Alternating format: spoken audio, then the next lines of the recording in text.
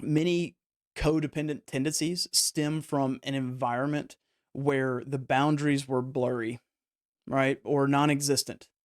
For an example of this, my parents got divorced when I was 9, 10 years old, somewhere in there. My dad's rigid, he's cold, he's calculated. He is, everything fits in a box kind of mentality is a typical guy thing.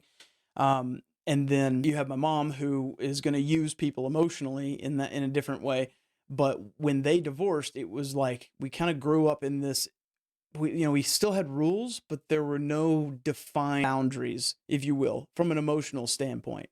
And as you get older, that becomes more difficult to navigate because what are you going to do without the boundaries? Human beings, we need boundaries to a certain extent, but that's where that codependency can begin to grow.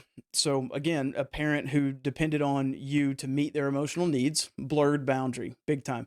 Or if you have a sibling who you're constantly having to rescue them from decisions that they made.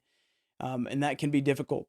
Like my brother in the high school range was a little bit of a hellion, made some really bad decisions, got mixed up with the wrong crowd. And then me, later on in life, I waited until adulthood to do all my bad decision making. So through that, you can develop this level of codependency, right? And I've had to navigate this too. I feel like, I have been at times codependent with my brother, especially. You have this mentality, especially as the oldest kid, that like my job is to always protect him. And that is true to a certain extent.